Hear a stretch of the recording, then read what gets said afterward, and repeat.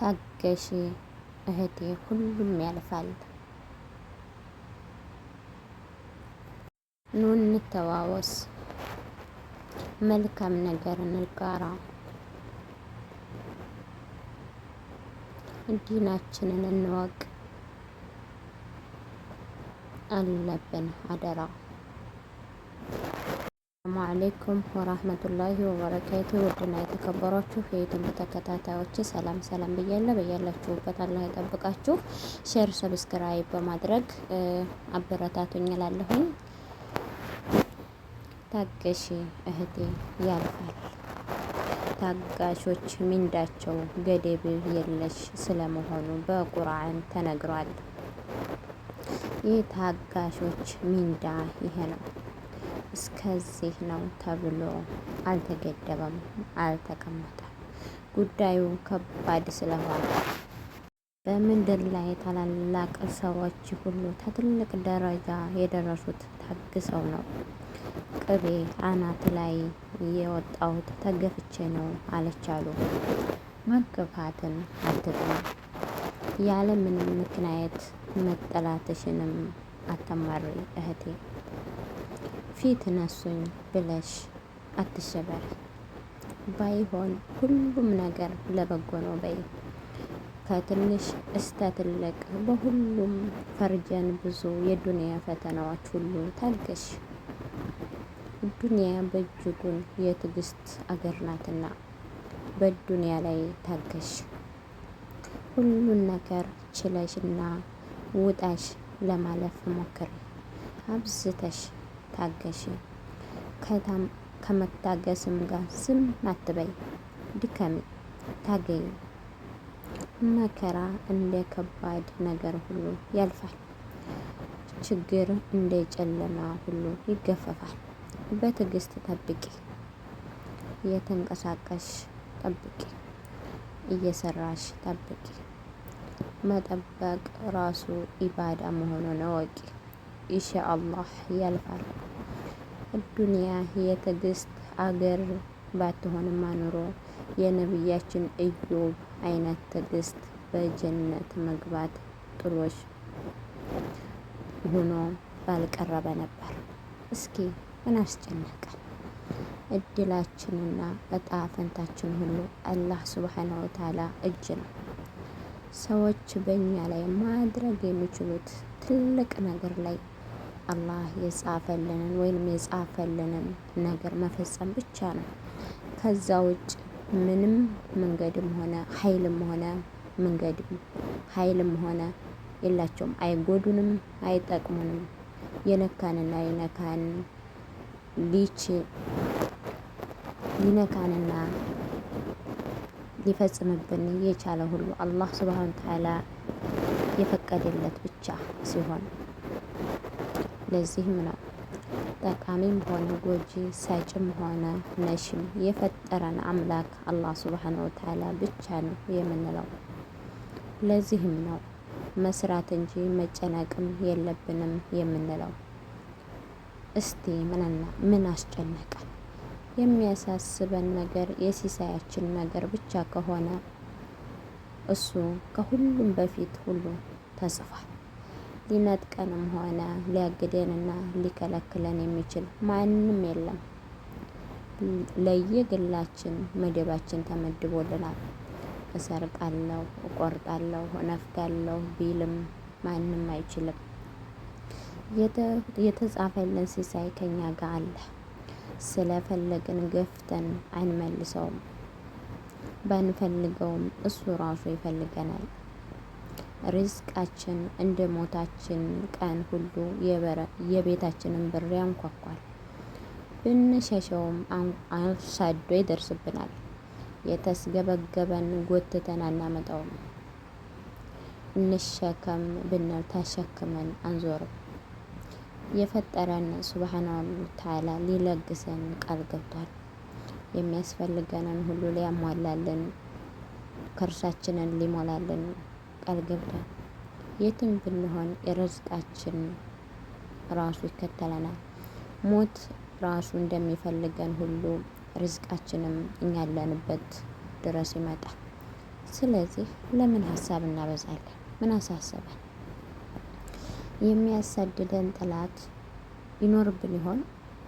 እድሜያችን በአላህ ሱብሃነ ወተዓላ እጅ ነው።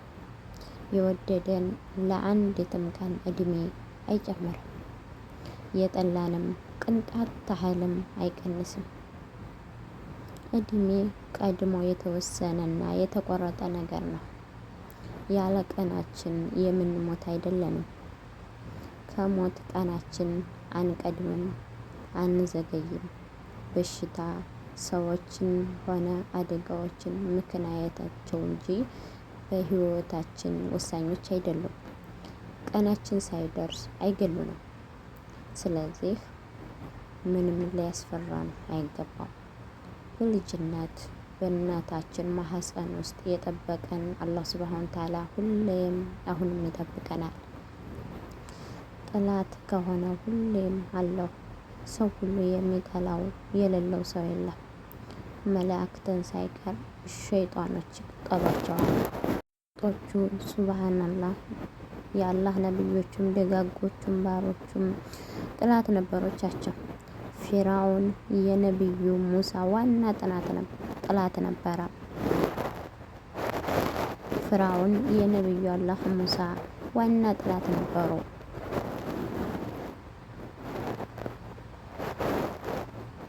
ቁረይሾች ነብያቸው ረሱል አለይሂ ወሰለምን ሲያሳድዱ ነበር የኖሩት። እስኪ ምን አሳሰበን? የምድር ላይ ፈተና ለማንም አልቀረም። ለአላህ ቅርብ የሆነ ባሮቹ ጭምር ተፈትነዋል። አባታችን አደምን በሸይጣን ተፈትነዋል። ነብዩ ዘከርያ በልጅ ጦት ተፈትነዋል።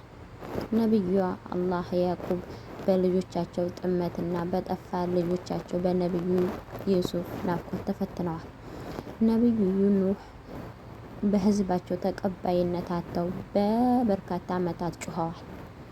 ነብዩ ሙሳ በፍርዓውን ጦርነት ተፈትነዋል። ነብያችን ረሱል አለይሂ ወሰለም በቁረይሾች ተሰደዋል። ሁሉም ፈተና ቀምሷል። ምን ያሳስበናል? ባልሰራነው ስራ ስማችን ጠፍቶ ባልዋልንበት ውሎ ክብራችን ተነክቶ ከሆነ ከኛ ከሚበልጡ ደጋግ ባሮች ኑረውበታል፣ አልፈውበታል። ሰዎች የፈጠራቸውን አምላክ አላህ ሱብሃነሁ ወተዓላ ጭምር ሳይፈሩና ሳያፍሩ ወንጅለውታል። ሚስት አለው፣ ልጅ አለው፣ ወልዷል፣ ተወልዷል፣ ንፉግ ነው፣ እጁ አይፈታም ብለው በሌለው ባህሪ አምተውታል። ወስተዓን ቢላህ ያውም እያበላቸው እያጠጣቸው እንዲህ የሚያደርጉት በንጹህ አካባቢ ያደገችዋን ንጽህ መርየምን ንጽህናዋን እያወቁ ያለ ጋብቻ ዲቃላ ወለደች ብለው ስም አጥፍተዋል። ሙናፍቃን የነብያችን አለይሂ ወሰለም ባልተቤት እናታችንን ጣፍን በዝሙት አነውረው የእሷንም የተከበረ ባልተቤታቸውን ክብር ነክተዋል። ነብያችንም አለይሂ ወሰለም ነብይነታቸውን እያወቁ እብድ ድግምተኛ ይሏቸው ነበር። ብንነወር ብንታማ ከኛ የበለጡ ጻድቃን ሁሉ ተፈትነዋል፣ ታምተዋልና ምን ያሳስበናል? ዋናውና ከኛ የሚፈለገው ቁም ነገር እውነተኛ መሆንና በዓላማ መጽናት ነው። ሰዎች በሌለንበት ስምና ክብር ይከሱናል። እውነተኞች ከሆን ምንም በነውረኞች ግፊት መደንገጥና ወደኋላ ማፈግፈግ የለብንም። እስኪ ምን ያሳስበናል? በሽታ ከሆነ እሱም የህይወታችን አንዱ አካል ነው። አላህ የፈጠረው ለፈተና ነው የፈጠረው። በሽታን እንደፈጠረ ሁሉ ጤናንም ፈጥሯል። መታመም እንዳለ ሁሉ መዳንም አለ። ለሁሉም አይነት ለሁሉም በሽታ አላህ ሱብሃነሁ ወተዓላ መድኃኒት አስቀምጧል። በሽታ ከበሽታነቱ ያለፈ ፋይዳ እንዳለው ማወቅ ይኖርብናል። ወንጀላችን ለማርገፍ ሰበብ ወደ አላህ ሱብሃነሁ ወተዓላ ፊታችንን እንድንመልስ ምክንያት ነው። እኛስ ማን ስለሆነ ነው ማንታመን? ነብያችን አለይሂ ወሰላምም ነብያችንም ሁሉም ነብያች ሁሉም ታመዋል። ነብዮቹን ኢዮብ 18 ዓመት በላይ ታመዋል። አላህ ሱብሃነሁ ወተዓላ ከልባችን መተማማችንና መቆሸሻችን ይጠብቃል። ንጹህ ቀልብም ይስጠን። አካላዊ በሽታም ቀላል ነው፣ የሚድን ነው። ምን ያስጨንቀናል? ምቀኛ የሌለው ማን አለ? በየስራ ቦታችንና በሰፈራችን በየጎረቤታችን ሞልቷል። አላህ ለሚቀልበን እሱ ለሚጨንቀው ብዙ ነው። አላህ ለሰጠን እሱ የሚቃጠል ሞልቷል። በመኖራችንና በመተንፈሳችን ምድር ላይ የሚቀና አለ። ከቤት ጀምሮ እስከ ስራ ቦታችን ድረስ የቀሉ አይኖችና የተቃጠሉ ልቦች ሊሸኙን ይችላሉ።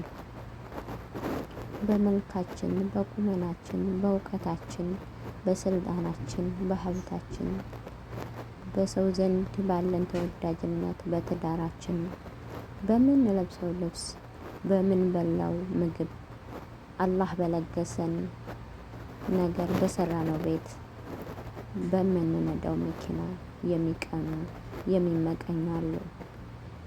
ምቀኛ በገዛ እጁ ራሳቸውን ይረብሻል።